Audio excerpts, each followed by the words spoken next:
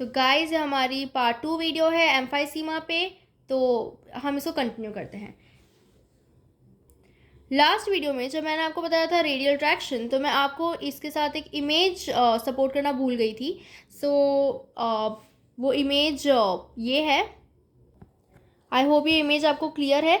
यहाँ जैसा आप देख सकते हैं ये एल्वियोलाई है, और मतलब यहाँ पे ये इलास्टिक फाइबर्स की वजह से रेडियल ट्रैक्शन मतलब बाहर की तरफ जो खिंचाव आ रहा है वो है। अब एम्फाइसीमा में ये रेडियल ट्रैक्शन नहीं रहेगा, इलास्टिक फाइबर्स नहीं रहेंगे, उनका डिस्ट्रक्शन हो जाएगा और इसलिए यहाँ रेडियल ट्रैक्शन चला जाएगा और इस वजह से ये प्रॉब्लम होगी। ठीक है, तो अब इस वीडियो पे आते हैं। इसमें मॉर्फोलॉजी की हम सबसे पहले बात करेंगे। तो जब हम लंग्स को देखेंगे ना, तो उनका वॉल्यूम हमें बहुत ज़्यादा इंक्रीज दिखेगा, मतलब वॉल्यूमिनस लंग्स दिखेंगे। और जब हम उनको इमेजिंग में देखेंगे तो क्या होगा कि हार्ट को एंटीरियरली वो ओवरलैप करेंगे। ठीक है, उनका वॉल्यूम बढ़ जाएगा, मतलब स्पेस उनका ऑक्यूपाइड बढ़ जाएगा, तो वो हार्ट को एंटीरियरली ओवरलैप करेंगे, हमें हार्ट कम दिखेगा, लंग्स हमें उसके आगे दिखेंगे। ठीक है, और जो पेशेंट स्मोक करते हैं ना, स्मोकिंग रिलेटेड डिजीज़, मतलब जो पेशेंट्स जो स्मोक करते हैं उनमें upper two third of lung जो it is more severely affected. ठीक है, upper two third of lung is more severely affected. इसके अलावा लार्ज एल्वियोलाई जो है, जब हम कट सरफेस देखते हैं, ठीक है, जब हम कट सरफेस देखते हैं ना फिश लंग्स की, कट सरफेस में हमें लार्ज एल्वियोलाइज दिखती है। ठीक है, इस इमेज में आप देख सकते हैं ये नॉर्मल है और ये एम्फाइसिमा है, तो इसमें आप देख सकते हैं लार्ज एयर पॉकेट्स दिख रहे हैं। ठीक है, कट सरफेस पे। नेक्स्ट हम आते हैं एपिकल ब्लेब्स या बुली पे। तो they are the characteristics of irregular emphysema. ठीक है, जो बुली होते हैं मैं आपको ये फोटो से भी दिखाऊंगी। ठीक है, इसकी फोटो रॉबिन्स में भी दी हुई है और साथ में मैं आपको एक इमेज भी दिखाऊंगी। ठीक है, जो मैंने गूगल से ली है। तो बुली दिखते हैं, ठीक है, या एपिकल ब्लेब्स दिखते हैं, है ना। They are the characteristic of irregular emphysema. तो जैसे कि इस इमेज में आप क्लियरली देख सकते हैं कि ये जो है दिस इज बुले at the apex of lung. ठीक है, एपिकल बुले हमें दिख रहा है। ठीक है, हम आगे देखेंगे कि ये मतलब लंग के वैस्कुलेचर को किस कंप्रेस कर देगा और उससे प्रॉब्लम हो जाएगी, बट एनीवेज। इसके अलावा हमें इस इमेज में वॉल्यूमिनस लंग भी दिख रहा है। ठीक है, तो ये आप देख सकते हैं ये हार्ट को एंटीरियरली, ठीक है, उसके जगह आ जाएगा, तो हमें हार्ट अच्छे से नहीं दिखेगा जब हम इमेजिंग देखेंगे। तो आप ब्यूलस एम्फाइसिमा एपिकल ब्यूलेप यहाँ भी देख सकते हैं। ठीक है, अब आते हैं माइक्रोस्कोपी पे। ठीक है, तो यहाँ पे क्या होता है, एबनॉर्मली लार्ज एल्वियोलाई होते हैं which are separated by thin septa with focal centriacinar fibrosis. मतलब यहाँ पे ना जो एल्वियोलाई है बहुत ही बड़ी बड़ी लार्ज हो जाएंगी। ठीक है, और उनके बीच में जो सेप्टा होगा नॉर्मल से वो बहुत ही ज़्यादा थिन हो जाएगा। ये भी मैं आपको इमेज में दिखाऊंगी कि किस तरीके से दोनों एल्वियोलाई जो है वो लार्ज हो गई और उनके बीच में सेप्टा जो है वो बहुत ही थिन हो गया है। इसके अलावा जो अटैचमेंट होता है एल्वियोलाइज और outer wall of small Airways के बीच में, उसका भी लॉस हो जाता है, वो भी चला जाता है अटैचमेंट जो होता है। और पोर्स ऑफ कोन मैं आपको ऑलरेडी एनाटॉमी वाले वीडियो में बता चुकी हूँ कि जो पोर्स ऑफ कोन होते हैं वो दो एल्वियोलाई के बीच में कनेक्शंस होते हैं और इन्फेक्शन जो है वो उनके उनके थ्रू स्प्रेड होते हैं, तो ये भी लार्ज हो जाएगी। ऑब्वियसली अगर एल्वियोलाई लार्ज हो रहा है तो उनके प्रपोर्शन में पोर्स ऑफ कोन भी तो लार्ज होंगे। ठीक है, और एल्वियोलर वॉल्स जो है वो डिस्ट्रॉय हो जाएगी, तो क्या होगा, इसकी वजह से कैपिलरी बेड एरिया कम हो जाएगा। ठीक है, एल्वियोलाई डिस्ट्रॉय हो जाएगी तो उन जो सरफेस एरिया है, ठीक है, जैसे फॉर एग्जांपल ये कैपिलरी है। ठीक है, अगर इस कैपिलरी में ये वाला एरिया डिस्ट्रॉय हो जाता है, इसकी वॉल ये डिस्ट्रॉय हो जाती है, मतलब इतना सरफेस एरिया, क्योंकि ये तो एयर जो एक्सचेंज होता है वो तो डिफ्यूजन के थ्रू होता है। अब अगर सरफेस एरिया चला जाएगा तो डिफ्यूजन नहीं हो पाएगा ना, तो ये प्रॉब्लम हो जाती है। ठीक है, तो यहाँ क्या लिखा है, एल्वियोलर वॉल्स जो है they are destroyed, decrease capillary bed area. इसके अलावा ब्लेब्स और बुली दिखते हैं, तो deform and compress respiratory bronchioles and vasculature of lung. मैं ऑलरेडी बता चुकी हूँ कि ये वैस्कुलेचर ऑफ लंग को कंप्रेस करेंगे। ठीक है, उसकी वजह से अलग प्रॉब्लम्स आएंगी। तो ये माइक्रोस्कोपी हो गई। आई होप आप इस इमेज में देख पा रहे हैं कि ये जो है एल्वियोलाई स्पेस है और ये बहुत ही बड़ी बड़ी हो गई हैं और इनके बीच में जो एल्वियोलर सेप्टा है वो बहुत ही थिन हो गया है। ठीक है, तो ये एक इमेज है जो हमें हिस्ट्री में दिखेगी।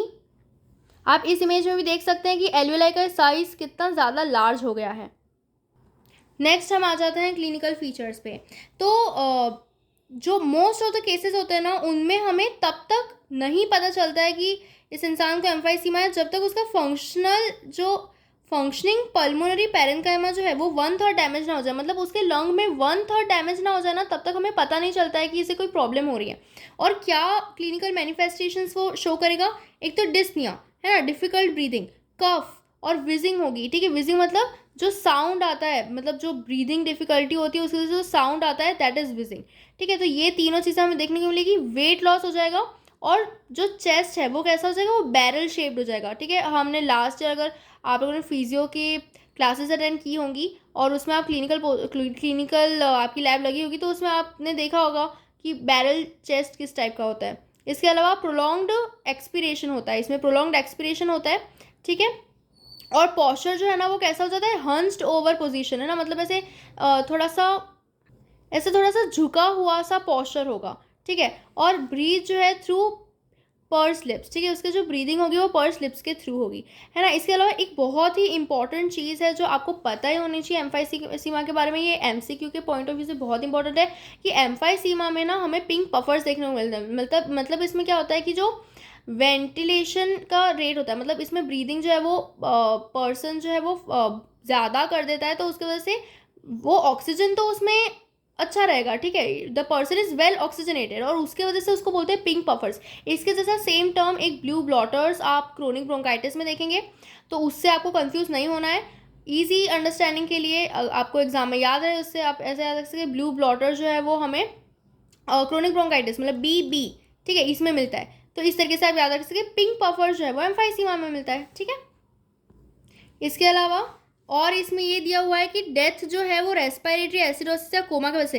रेस्पिरेटरी एसिडोसिस क्यों होगा, क्योंकि पर्सन जो है वो ब्रीथ नहीं कर पा रहा है, ठीक है, उसके अंदर कार्बन डाइऑक्साइड जो है वो अक्यूमुलेट होती जाएगी, और कार्बन डाइऑक्साइड हमें पता है कि एसिडिक होती है, तो उसकी वजह से रेस्पिरेटरी एसिडोसिस हो जाएगा और उस वजह से कोमा भी हो सकता है। राइट साइडेड हार्ट फेलियर की वजह से भी पर्सन की डेथ हो सकती है, और massive collapse of lung secondary to pneumothorax, हम आगे देखेंगे न्यूमोथोरैक्स के बारे में, तो इन रीजन से डेथ हो सकती है। अब हम पेशेंट को ट्रीटमेंट क्या देंगे, तो ब्रोंकोडाइलेटर्स, ठीक है, डायलेट करेंगे तो ऑब्वियसली जो एयर का जो पैसेज है वो ईजी हो जाएगा, ठीक है। ऑब्स्ट्रक्टिव डिजीज है ये, मतलब ऑब्स्ट्रक्टिव मतलब ऑब्स्ट्रक्शन आ रहा है बीच में, या वो पार्शियल हो सकता है या वो कंप्लीट हो सकता है, तो अगर हम डायलेट कर देंगे, ठीक है, अगर हम स्पेस को बढ़ा देंगे तो एयर इजीली जो है उसका इनफ्लो और आउटफ्लो हो सकता है। इसके अलावा हम स्टेरॉइड्स दे सकते हैं, बुलेक्टॉमी कर सकते हैं, मतलब जो हमने बुले देखे थे ना, जो एपाइकल बुले थे उसको हम रिमूव कर सकते हैं, इस बुलेक्टॉमी।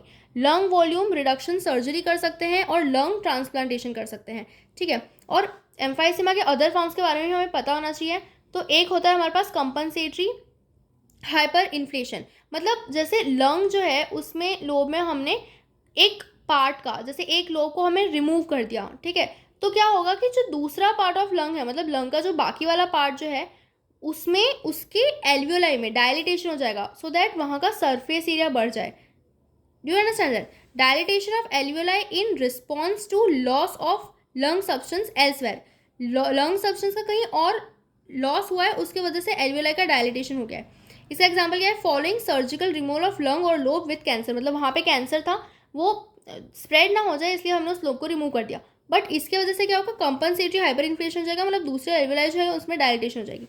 नेक्स्ट एक दूसरा फॉर्म ऑफ एम्फाइसीमा भी होता है, that is obstructive over inflation. Obstructive over inflation मतलब क्या होगा कि देखो यहाँ पे क्योंकि एक्सपिरेशन नहीं हो पाएगा अच्छे से, ठीक है, तो एयर जो है वो लंग के अंदर ट्रैप हो जाएगी, ठीक है, हमने इनहेल तो कर दिया, इनहेलेशन तो एक एक्टिव प्रोसेस है, ठीक है, तो उसमें एनर्जी लगेगी और वो इनहेलेशन हो जाएगा, पर एक्सपिरेशन क्योंकि ह्यूमंस में पैसिव है, फ्रॉग्स में याद रखना उल्टा होता है, फ्रॉग जो होते हैं ना उनमें इनहेलेशन जो है वो पैसिव होता है और एक्सपिरेशन एक्टिव होता है, पर ह्यूमंस में जो इनहेलेशन है वो एक्टिव होता है और एक्सपिरेशन पैसिव होता है, तो हमें एक्सपिरेशन में ज़्यादा प्रॉब्लम आएगी, ठीक है। तो लंग जो है मतलब एक्सपांड करेगा क्योंकि एयर जो है वो ट्रैप हो जाएगी, एयर बाहर नहीं जा पाएगी, एक्सपेल नहीं हो पाएगी, तो लंग एक्सपांड हो जाएगा। इसका एग्जांपल है due to sub total obstruction of airway by a tumour और फॉरेन ऑब्जेक्ट, ठीक है, तो वही ऑब्स्ट्रक्शन हो गया उसकी वजह से। फिर बुलस एम्फाइसीमा, तो लार्ज सब प्लूरल ब्लेस्ड बुले मोर देन 1 सेंटीमीटर रप्चर हो जाएंगे तो न्यूमोथोरैक्स हो जाएगा, तो मैं आपको ब्यूले के बारे में ऑलरेडी बता चुकी हूँ। नेक्स्ट इंटरस्टिशियल एम्फाइसीमा की बात करते हैं, तो इसमें क्या होता है, इंटरस्टिशियल एम्फाइसीमा मतलब इंटरस्टिशियल में कहीं ना कहीं मतलब connective tissue storm of lung जो है मीडियास्टीनम में या फिर सबक्यूटेनियस टिश्यू में, मतलब एल्वियोलाई जो है ना उसका मतलब उसका डैमेज हो जाएगा, तो वहाँ से एयर जो है वो लीक आउट कर जाएगी और उसकी वजह से ये प्रॉब्लम होगा, इंटरस्टिशियल एम्फाइसीमा हो जाएगा। ठीक है, अब ये कैसे कॉज हो सकता है? Caused by alveolar tear due to transient increase in the intra alveolar pressure, example coughing. जैसे कफिंग करने के टाइम पे जैसे एल्वियोलाई में टीयर हो जाता है तो उसकी जो एयर होगी वो बाहर निकल जाएगी, और वो कहाँ चली जाएगी? कनेक्टिव टिश्यू स्ट्रोमा में और मीडियास्टिनम में और सबक्यूटेनियस टिश्यू में। और कभी कभी ऐसा भी हो सकता है कि कोई चेस्ट वुंड लग गया, ठीक है, जैसे चेस्ट वुंड्स की वजह से या फिर रिब्स अगर फ्रैक्चर हो गई है तो क्या होगा? लंग जो है वो पंचर हो जाएगा, ठीक है, उसके जो बोन्स है उसकी वजह से लंग्स में पंचर हो जाएगा, तो इसकी वजह से एयर जो है वो एंटर कर जाएगी और इंटरस्टिशियल एम्फाइसीमा हो जाएगा। इसके साथ में हमारा एम्फाइसीमा ख़त्म होता है। आई होप मैं आपको एम्फाइसीमा समझा सकी हूँ, और नेक्स्ट वीडियो मैं अपलोड करूँगी जल्दी। Thank you so much.